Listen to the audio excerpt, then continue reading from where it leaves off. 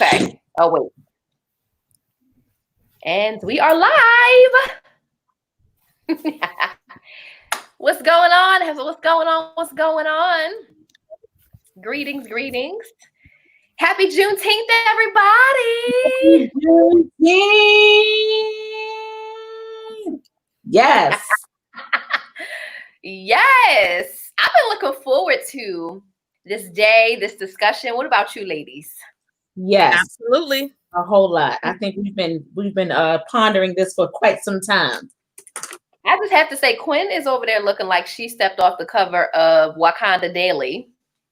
And you too with that necklace. Y'all cute, right?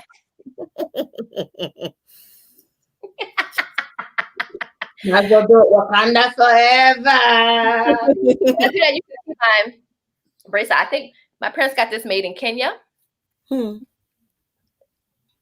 I got a little something happening. And I made sure I was all black like the Omen, you know what I'm saying? So Hey. Hey to everybody watching, hopping in, say hey, let us know who you are, where you're watching in from. You're getting 3 voices a day. This is gonna be good.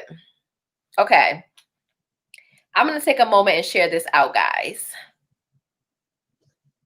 So let's see.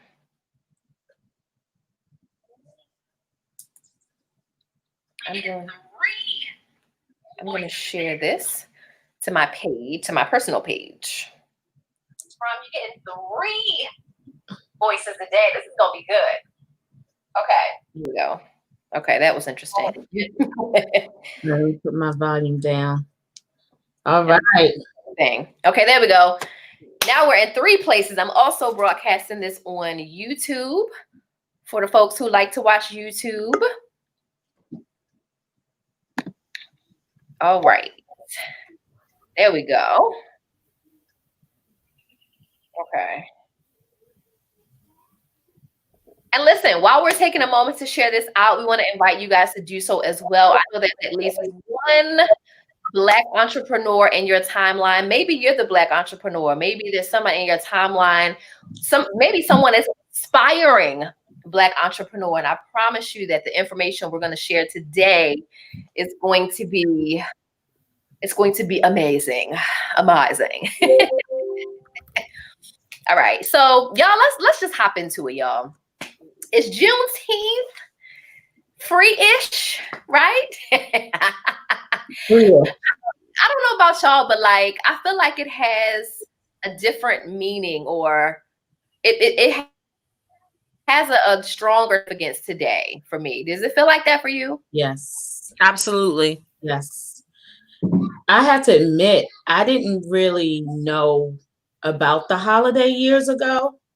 And if it wasn't because of social media, I've never known any company, or when I used to work, I didn't know any company that celebrated it. So I definitely feel like this is completely different. Yeah. Yeah. No, it really is. Ditto. I think that I realized what it was when I got to Howard University, which is a predominantly, it's a historically Black college university. And a lot of my professors challenged some of the common holidays, like they would get mad on Columbus Day, you know what I mean? And stuff like this.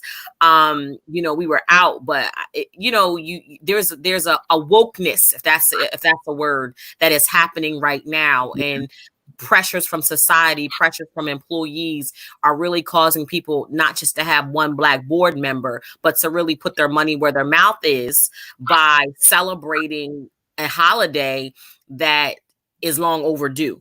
Yeah. Yeah. The other HU, I'm gonna forgive you for mentioning the other. you know, Hampton Howard folks can't let it go. Exactly. But let's somebody talk about either one. We join forces and ready to fight them, right? Yeah. Right. But it's all HBCU love for sure. So, but no, you're right. I mean, I know for me, like I've definitely, again, college, I definitely have heard about, the holiday, but I think just celebrating it in a different way this year, and like you said, you hit it on the head. Like there's definitely like an awakening happening.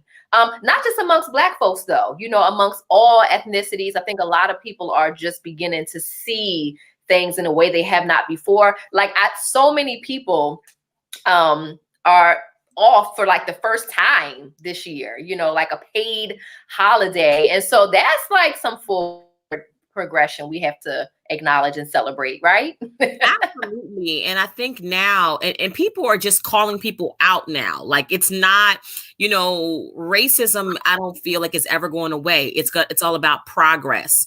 But what I think is happening now is people are really calling people out. I literally follow this guy who's in marketing and branding, and he had an ad that was running. And in the ad was a Black woman. And somebody put in the comments, I've been following you for years. You have never had a Black person in your ad. I hope that this was, already scheduled and not you being an opportunist. Yeah. Like, don't pull up now. Exactly. Like my whole thing was like, do not profit off of our oppression. Don't do that. Off of our struggle. Like, don't do that when you ain't connected or not. Like, So I was just like in the comments, yes. How many A's did that have? Yeah. Exactly. Just like that. No, yes. I wanted him to hear that. Yes. But you know what? I love what you're saying, because I feel like we have definitely been in a space where we've been holding people more accountable. There's a whole page I follow on Instagram. It's like Pull Up for Change, where they are like putting company stats, because a lot of companies are like putting out statements saying, Black Lives Matter. But like you said, let me see, like, what does your board look like? What does your leadership team look like? What does your company culture look like? It's not enough to put out a, Black Lives Matter statement and nobody at the table is Black. Like, if it matters, then let that show in your company. And so I love seeing the various companies, they've been posting their statistics and even tagging, like encouraging folks to tag other companies, like pull up. What's your team look like? Because we don't believe it until you show more diversity at the table. This week alone, I've gotten 3 requests from companies that are like, hey, what do we need to do about our diversity plan? How can we do it? We made a statement, but we don't know what to do next. Wow. How do we actually take care of it from a workforce perspective? So I think that they're recognizing that if they have not been called out, you about to be called out. And let me tell you another trend that I'm seeing is that with some of the career professionals that I'm working with, they want to know how to ask the right questions during the pre-screening interview to see how they are handling social justice matters surrounding Black Lives Matter. That's just, I'm telling you, so pulling up on every angle. And you have to nowadays, because people are, like you said, Bianca, if you don't take initiative, somebody will call you out. Somebody will say they'll have a screenshot. You said Black Lives Matter. I'm looking at your board and it doesn't reflect that at all. So, it's interesting because I had somebody reach out to me about doing a LinkedIn Live, and she had connected with an organization that services women in business. And she had asked them about why they don't have a lot of Black women. And everyone knows that Black women are the fastest growing group of entrepreneurs. And she's like, they just don't pitch to us. They don't reach out to us. So then, of course, this woman on LinkedIn reaches out to me because she's been following my movement. And she's like, well, Quinn, what do you think it is? And I went to the website. I said, because we want to go to a place where we're celebrated and not tolerated. If we don't see pictures of us, we don't think that's for us.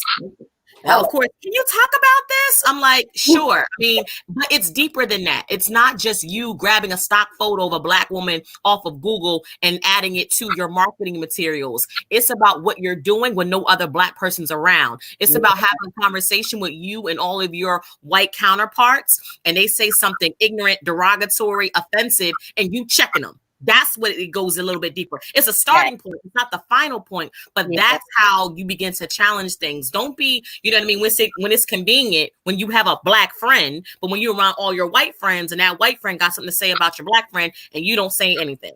That's where it starts.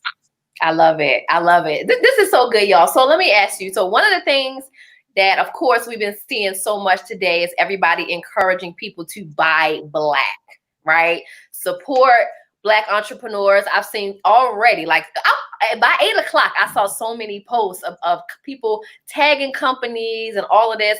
But one of the things that we talked about even offline was how, like, for example, there was some backlash for those of you who are not in the Baltimore area, there was some backlash with a crab house here locally. And so the good that came out of it was, you know, you had these other Black crab houses who really began to get supported, but they really weren't ready for that influx of growth. And that was encouraging and concerning at the same time. And us as seasoned, you know, Black entrepreneurs, we were like, oh, it's not enough to say buy Black. We have to make sure that we're ready for the volume that's coming our way. So can we talk about that a little bit? Let's for the Black entrepreneurs that have pulled up, mm-hmm. let's jump into this conversation about really being ready for everybody to buy Black. Are you really ready for scalability in your company? Who wants to jump into that?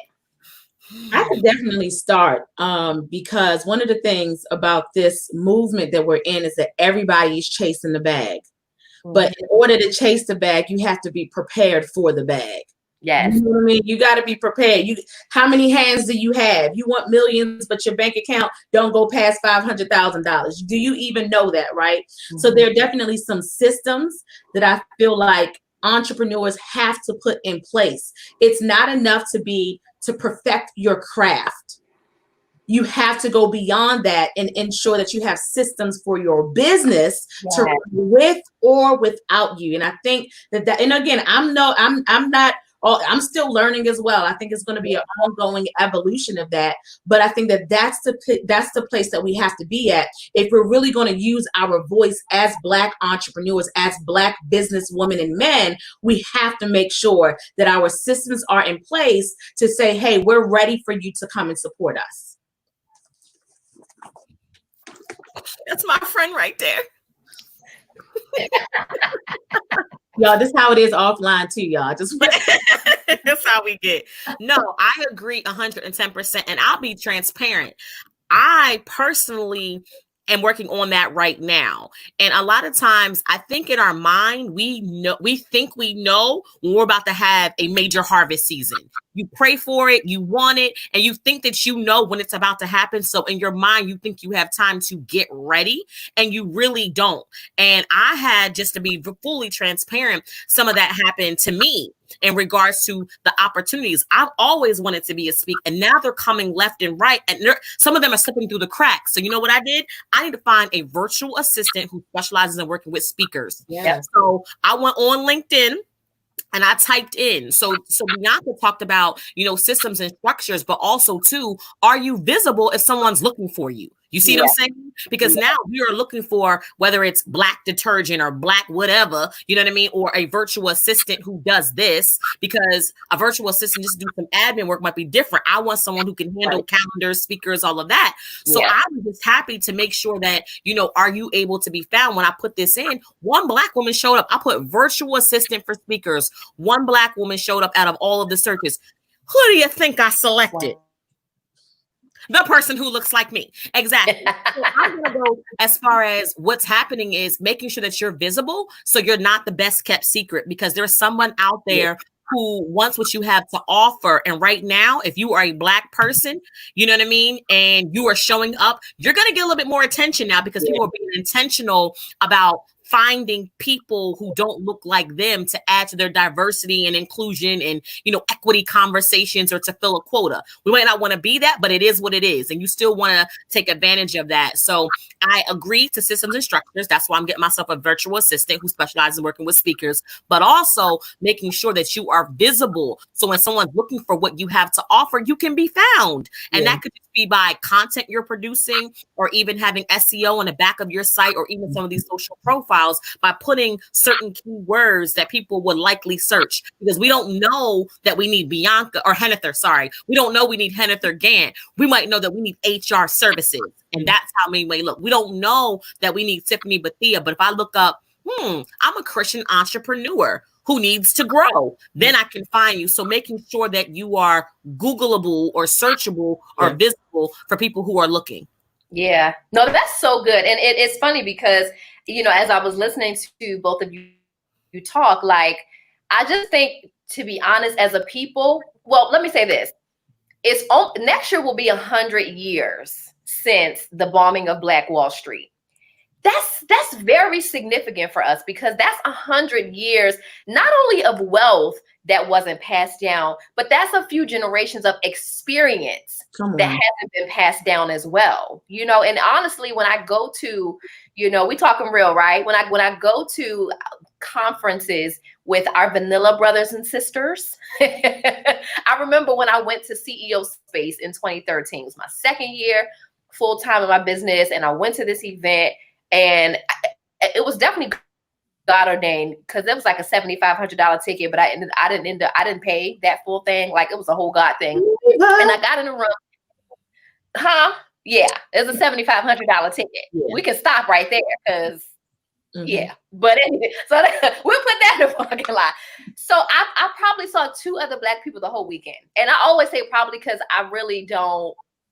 I know for sure I saw one guy, but you get the picture I'm painting. It was just so different the way everybody moved. And I noticed like that, but what I really like, the way they collaborate with each other. I mean, folks are just making $1 million deals like it was nothing. It was a 24-hour conference. When I tell you that people was at lunch handing out postcards of like, hey, meet us in suite 721 at 11 p.m. Like, it was that. And I said to myself, oh, I want to create something like this. But the challenge I've run into is that we have some of that ish, the free ish. We're not as readily comfortable collaborating and networking. Yeah. You ain't coming to my suite at 7 o'clock after the conference. Like, we don't have what we are still learning to trust and become comfortable with each other. And I think that is what we have missed in that 100 years, So I said all that to say too, like, I think we are used to failure and we're not as used to success. So we started one business and didn't quite work out, but have we thought about, when I actually have the $1 million business, what does my staff need to look like? What does my daily schedule need to look like? And really begin building those pieces. And I just see that we don't always think like that. We're on hustle mode and just grind mode. Like, I'm just grinding for the day, or I'm just grinding, but we're not putting the structures in place that will allow us to actually scale, So, oh, Lord have mercy. So systems and structure, people, we must. It sounds like, though, we have some themes that we've kind of all highlighted. So obviously y'all know about, hey, if you're not just trying to build a job, you have to hire. Stop being afraid to hire. Bottom. Right. Yeah. So you all know I'm about that. Quinn talked about, the fact that you have to be visible, and then you're talking about community. So I wanted to make sure that we really kind of pinpointed. I think those are 3 areas that we can really begin to, continue the discussion around, rather. No, that's really good. Absolutely. I mean, because all of those are so key. My best hire, I hired my admin last year. Let me tell you something. Good. She has changed my life. Not my business, my life. Do you understand what I'm saying? Look, no, I do know. I've been trying to tell y'all about this stuff for years now. It didn't took a few years, but I'm glad y'all finally getting onto it. Listen, y'all, I've been telling these ladies this for years. Like, y'all need to hire somebody. Stop playing. But it's scary. It's scary, right? Because you're like, I mean, so for me, this is my 8th year, and it takes a couple years. I mean, those first couple years, your income be doing this, like just moving, like good month, and then we eating noodles. Like, we having steak, and then we eat noodles again. So it takes a minute to level off, and I think even once it levels off, you're still in that mindset of like, oh, I just got to be careful. And even the first couple months of like writing that check, I was like, but seeing the increase, and that's the thing. My revenue has doubled since bringing her on board, because I've been able, in a pandemic, who does that? Come on. It's because I'm able to focus on my revenue generating activity. I'm not emailing invoices, scheduling people, and all this other stuff. She handled that. I can just be the genius and operate in what I'm good at, So thank you, Bianca. Yes to all of that. Like, all I can just say is yes. And I think it goes back to a couple different things. And I'm going to tell a brief story about Tiffany and I that I think that most Black women can't share. Yes, we're nervous, we're scared. This is our baby, and we sometimes look at what's going out, not looking at what could come in. So we want to make $1 million, but we're afraid to spend $100,000 to do it. So I feel like our counterparts look at it a different way. We're looking like, whoo, $5,000 a month, and they're looking at like, okay, but if I pay $5,000 a month, I can make 20 grand. We don't look at the end result. We look at what's going out versus what can come back in. We say we get ROI, but I don't think we fully understand it. Number one, I feel like part of the issue of why we can't grow and we don't want to hire is because of that. Also to just the responsibility, because we know that it goes like this. So we're nervous, like, okay, we're good now, but what happens when this thing isn't as good? Can we still keep this person on board? And it's the nervousness. So in order to protect our space, we just try to do it ourselves until we either burn out or we're like, okay, I can't do this anymore. I think a reason why we have a tough time, collaborating is because at some point in time, it wasn't easy for us. We had to struggle. We had to fight for it. So we don't want to just leave the door wide open for you. We want you to feel it too. It's like, if I went through something, I just don't want to say, here you go. We want you to feel like you worked for it. And also times too, it's like we have to recognize when it is someone else's time to have grace and favor. We have to understand that it might not always be our season. And if it's not our season, it could be somebody else's opportunity. Instead of being hateful, holding a grudge, you gotta let your sister, your brother prosper. And I'm gonna make this really quickly. Tiffany and I went to go see Sarah Jakes Roberts. I'll never forget this, right? And we were standing in line. I mean, standing in line. We wasn't playing like nobody. We was regular people. You know what I mean? Standing in line, waiting. Someone saw Tiffany and recognized her and basically was like, why don't you go up to the front? Like, yo, you're VIP, right? So we're together. So Tiffany looks at me like, but dang, me and Quinn rode together. I didn't want to necessarily leave her, in this line. But because I love her, because she's my sister, because I want to see her win, I would have been selfish in that moment to let her stay. You can't block nobody's upgrade. You can't block nobody who's time for them to level up. Like, all you can do is appreciate her. So me and her would have had a conversation. If she was, I would have let her stay in that line with me. I said, go. And she's looking at me like, you sure?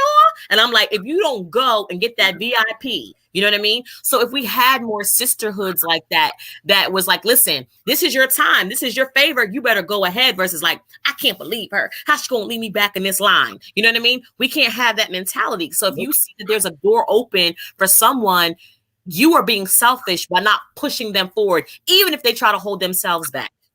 Yeah, because I wasn't going to go. I was like, I'm staying here with you. And honestly, as weird as it sounds, it was so uncomfortable for me. I mean, literally, like you said, we're in the back, near the back of the line. And because they were about to open the doors, they were like, we want to get the VIP seated first. So they made me walk past all the people to the door. That's not so bad. Then I get inside and then they're walking us all the way down the front. And I was so uncomfortable. But like you said, the flip side was that I needed a sister to push me forward. I would have stayed stagnant and missed my moment because I was like, And so it took you not even just being secure, but being a sister enough to say, you better go. You wasn't just like, I mean, if you want to go, I understand. You was like, you better go. Bye. That's what you said. No, but I think there's a word that you just skimmed right past it. I think the security piece is just as important. I feel like when y'all share that story with us, because you could be a sister, but come on now, like we're talking about Juneteenth. You have to be secure in your own gifts and know that if we living in an abundant, listen, it's enough out here for all of us. I promise you, it's enough out here for all of us. Somebody hit me up the other day because I'm teaching the other HR professionals how to start their own HR gigs, right? Aren't you afraid that they'll be your competition? Heck no, I'm going to end up hiring them too. Are you? Hello? There's enough out here. So I think you just kind of skim past it too. But like real talk, is the security. Like once you become, knowing that you are called to something, that's the key piece. Once you know that you're called to it, you become secure in who you are, and you don't mind who stands next to you, who has makeup on next to you, who's doing this, who goes ahead, who stays behind, because you know the position that you're supposed to be in. So I mean, I'm sorry, I just couldn't let you just gloss past that security. Quinn, you were secure in that moment.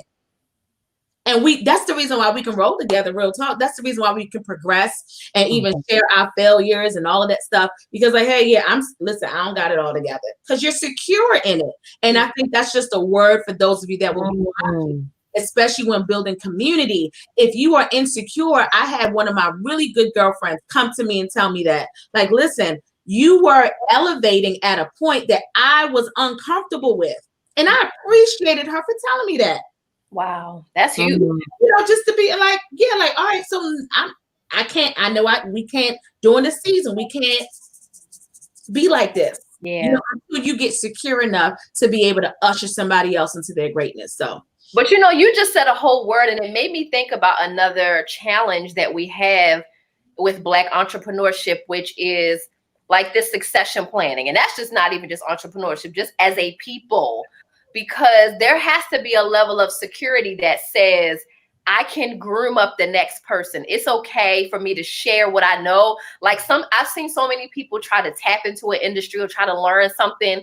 And they're like, how did you get started? And somebody's all generic, like, well, you know, I prayed about it and I got started. No. I'm saying, like, where did you file the LLC? What was the site that you used to build the site? Where did you get the shirts? Like, give me the details. Like it, and it takes a level of security to be like, oh, here you go. Go to printful.com.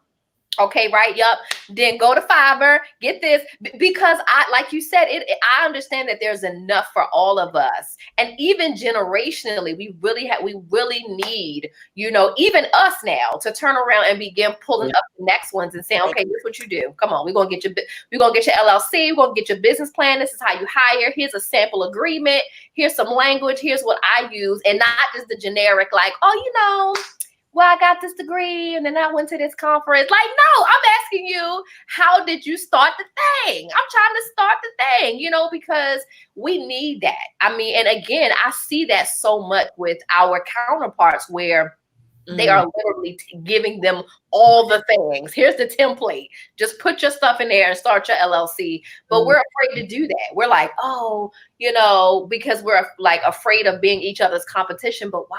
There's enough. Well, can I play angel's advocate on that? Well, sure. I think it's twofold. I think it's always a fine line. If you or Hennifer asked me for something, absolutely, I wouldn't think twice. But I also feel like there's people out there where I feel like if there's no investment, there's no appreciation. And they are pulling and they just want. And I think that's the I guess the spidey senses that goes up, because some of the information that people are asking, we're giving it to them through content. We're giving it to them through lives. We're giving it to them, you know, already. But it's almost like some people want the Thanksgiving meal, but they want it in microwavable time. So it's like also too, what I have learned, you know what I mean, has been over years, or you know what, I would love to share that with you. That's already packaged in this $97 course or this. So I have found that, you know, I think it's a level of trust. Can I trust you? You know what I mean? Because of course we're always looking over our back, because there's some people who, you know, and also let's be honest, a lot of things were stolen from us too. We had this great idea. We did share it. And now you see it in a variation of somebody else, you know? So I feel like if you have a community of a safe space, you can be willing to share. But somebody off the street, I'm not gonna lie, if you just message me like, Quinn, where did you do X, Y, and Z? I'm be like, huh? QuinnConyers.com. This is my coaching services. This is our program. Unless we have a relationship, then it is wide open. But I feel like there is sometimes of an entitlement because, hey girl, hey, we sister girlfriends, we Black. And sometimes we still got to do business, because sometimes people who might approach us might not approach a white counterpart the same way. Oh, for sure. And I think you're speaking to what I'm speaking to. And it's such a good thing, because you have this difference between coaching and mentoring. And I'm talking about mentoring. You know, got it. And it's something we don't have enough of, because you just don't have enough generations. And we can be honest, some of our parents and grandparents just didn't even have wealth principles to pass down. You know, so a lot of people I coach and deal with, they're first generation. I'm not.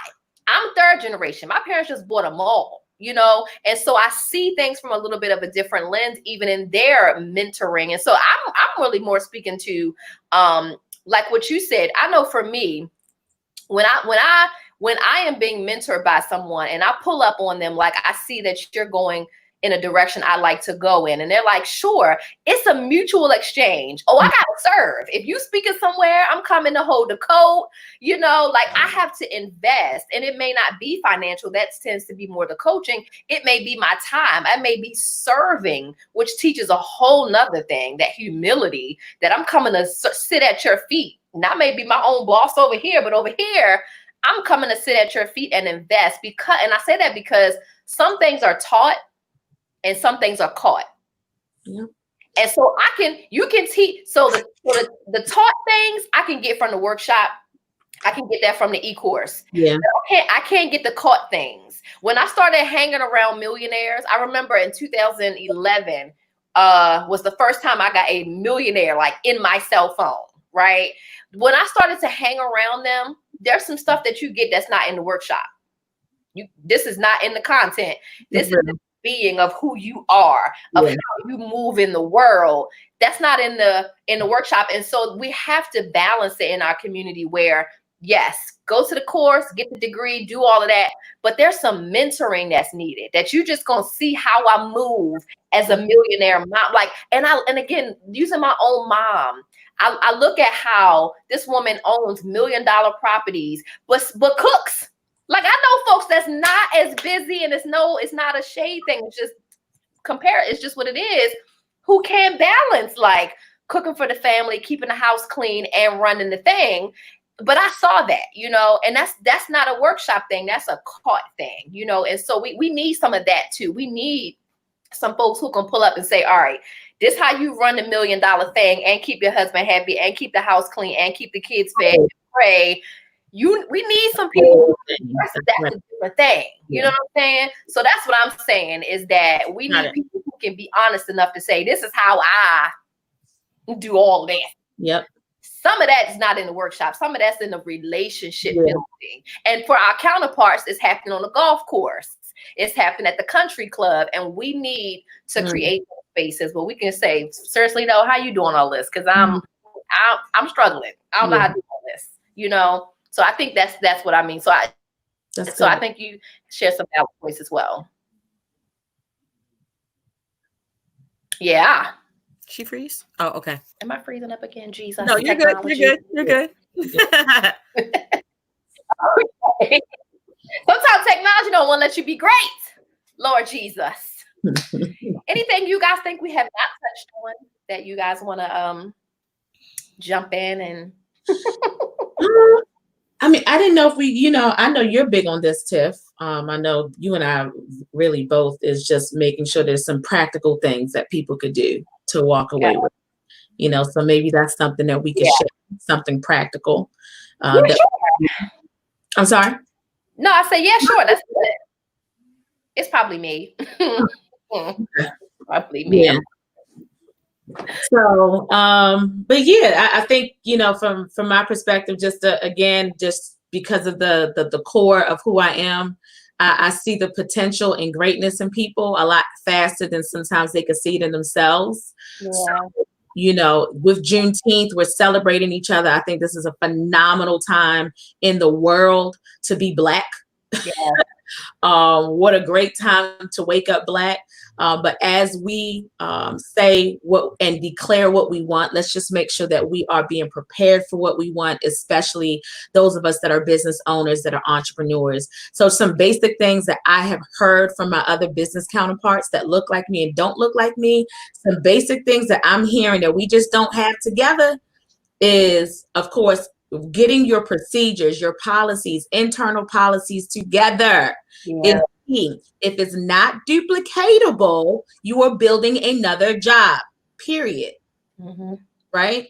The second thing that I'm hearing is people getting their taxes. People don't got their budget, like the finances. It's like you're getting money in, but you don't know you don't know your numbers. You don't know, like, what are you projecting? What's the budget that you set? What's your accountant saying? Did you file your taxes? You live in the state of Maryland. Are you in good standing? There were so many different opportunities that people missed out on this year because of those simple things that we just didn't do. And of course, the last thing I would just say is, like, don't be afraid to ask for help, and don't be afraid to pay for help. You cannot do all things well well by yourself. So I think in us growing to the next level, celebrating the next 100 years, those are some just quick little 3 things that I just want people to walk away from the systems and HR structural perspective. Come on, your favorite HR. Yeah, that's good. That was good. QuickFinance.com, what you bringing to the conversation?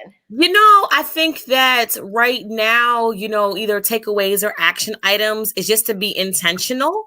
I feel like a lot of times, especially for the women I serve, I've been getting DMs and I've been getting messages. And to be honest with you, it was already deep down inside. But Tiffany, again, to my rescue, she acted like she don't want to be my coach, but she knows she's my coach, pulled it out of me. And I feel like right now, like Bianca said, it's a great time to be Black, but it's also a great time to specifically and intentionally choose Black as well. Mm-hmm. So I know that, we had a conversation and, you asked me, Tiff, you were like, who do you serve? And I'm like, women. And you're like, what kind of women? I'm like, no, you asked me who usually comes to my workshops and seminars. And I'm like, women. You're like, what kind of women? I'm like, Black women.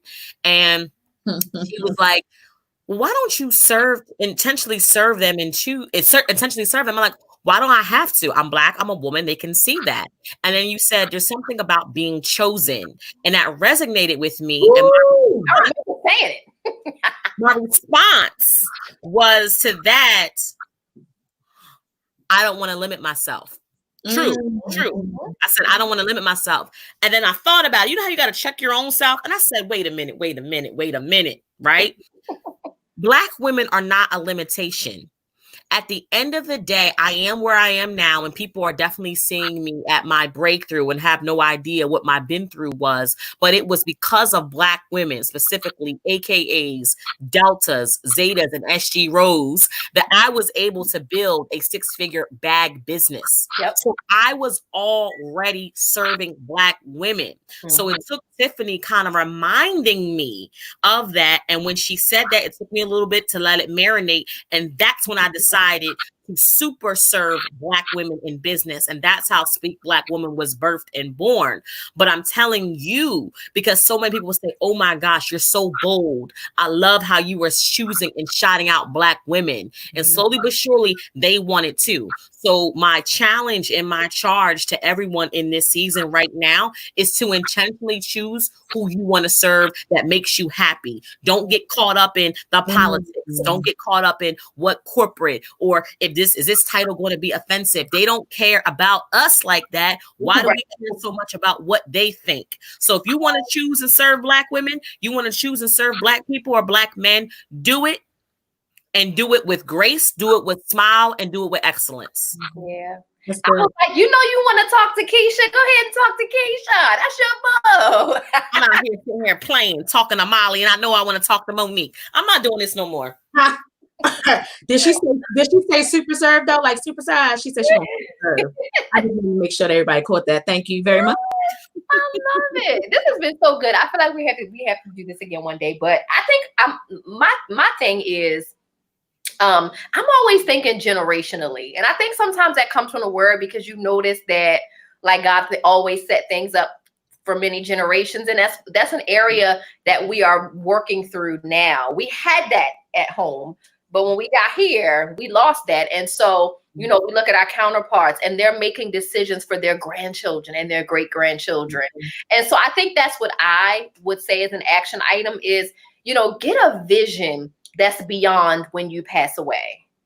What are you doing today that's impacting your grandchildren? So next year we're going to be 100 years out from the bombing of Black Wall Street. 200 years out. What do we want the narrative to be? Do we want it to be that, oh my gosh, the first 100 years after was tough, but they turned it around? Or in 200 years, are they still going to be saying, oh, we're trying to build Black wealth? So that's my takeaway is get a vision. My father always says, and people always ask him about different things. And he said, when I was raising my kids, I was raising my grandchildren through them. And he means that. That is how he raised us. Like, and it shows up. Come on, Alethea said legacy. Absolutely. That's like a staple of my father's fatherhood mindset is I'm raising my grandchildren and my great grandchildren. And the thing about it is though, so are we. the things we're doing right now in our business, in our home, what we're setting up, this is our great-grandchildren are going to be impacted by it. So really making sure that we're investing in ourselves, in reading and studying and mentoring. Listen, again, I'm a big fan of coaching. I am a coach, but get a mentor. Yeah. Get somebody who can teach you the caught stuff. Because as much as I'm a coach, there is some stuff you can read in a book, YouTube it and all. But then there's some stuff you just not. It's like the word. There's some stuff that's in the word, but then there's some stuff that only comes in the presence. It's some stuff that ain't in the book that you got to hear, download it. And it's the same thing. There's some things that you, Philip Seaman said, I see y'all dropping nothing but knowledge and facts. Thank you, sir. Yes. Hey, Phil. But so that would be my thing is don't be afraid to humble yourself to have a mentor. Because if you only get coaching, you're a coach. Are you saying this? Yep. And you're going to miss some stuff. You're going to miss some of the just being that you don't get from me if I just pop up on Zoom. Some stuff you need to be around me. You need to see me move out in the world and go, oh, I noticed that. Okay, got that down. Because it's really going to help you, especially if you are looking to generate wealth. You need to be around that. You need to see how that moves in the world. I promise you, it moves different than you think. And you're going to go, you know what? I didn't even, okay, that's a little different than I thought. I didn't see that. You know, I need to see that up close. So that's my takeaway. You know, get a vision and then find somebody who's living that out, who can really show you what that looks like up close. Yeah. My boos, I love y'all. Yes. I need a real hug one day. I know. Oh God. Listen, when this virus is over, because people probably wouldn't think this about me, but y'all know I'm touchy. I need we know all the hugs, all the touching. And it's like we know. We know. I think out of you, you're definitely first in the physical touch. I think I'm like second. Yeah, I'm the touchiest one. I'm like, I think I'm like, I'm like, hey girl, hey. No. I'm like, can I hold your hand, Quinn? Right. We'll sit there and just be like this, and y'all be looking at us like we shared a blanket. I'd be like, sorry, Reggie, but just let me hug up on her.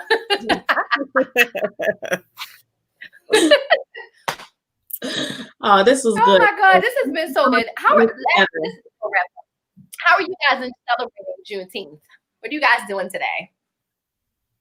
I am in Lancaster, actually, where I'm from. So I drove up to my mom's, and then I think they have some type of parade or something like that. But I still got to play it safe because I got my boys, and the Rona is still out there. So I'm going to see how I got to navigate these streets because, you know, I got to see. But there is something going on that I might check out around 4:00 here in Lancaster. So we'll see if I can keep these children with my mother because I don't want to take them out. I can't do that quite yet. I protect my children's. I know. I feel you. What you doing, your favorite HR? Whole household, we're celebrating things virtually for the same reason. So an association I'm a part of, National Association for African Americans and Human Resources, is they're doing, there's chapters all over the US, and there are quite a number of Juneteenth events. So I'll definitely be showing up and just, seeing who I can support and who I can listen to. That's incredible. I started my morning. Oh, you will be so proud of me. I worked out this morning. Yes. This week. Yes. Y'all look, we doing the inside thing now. Y'all know the people don't know why we celebrating it like this. No, because anybody who's been following me, I have been sharing my fitness journey. I've been telling them that I'm trying to get my life. That's good. That's really good. I just size. Yes, I'm a size 4'6" and I'm out of shape. And that's really a thing. Okay. So I'm getting my life together for sure. Like, let me help us double digit sisters out. Just fix your faces, y'all. Fix your faces. Continue, Tiff. but no. But I supported the guy Philip Whedon, Extreme Fitness. I worked out with him this morning too. Did you? What did you think of it? I loved it. I was like, what's his name? Philip Whedon. Well, I think he's like Extreme Fitness with Phil on Instagram. Well, it's very fast. It's like giving him a shout out. He uses like hip hop beats. He be like side leg curl, L step. I'll be like, Yes, I love it. Oh my gosh. Yeah, same thing. I think like I'm probably gonna get with my family maybe a little bit later. She said, listen, the quarantine 20 needs to go. I mean, I'll take 5 of it. I got somewhere I like to put that. You know, it's not fair, but whatever. That's another live for another day. Anyway, so I don't know. We don't have formal plans. I'm definitely still on stage 0 because a lot of folks is acting like the Rona is over. I can't do it. I'm not there with them yet. Right. So we're still on quarantine over here. All right, boos. Well, I appreciate you guys for hopping on. I hope that you guys have enjoyed this. It's not too late to share it out, share it out, share it out, and have a fabulous rest of your Juneteenth. All right. Bye.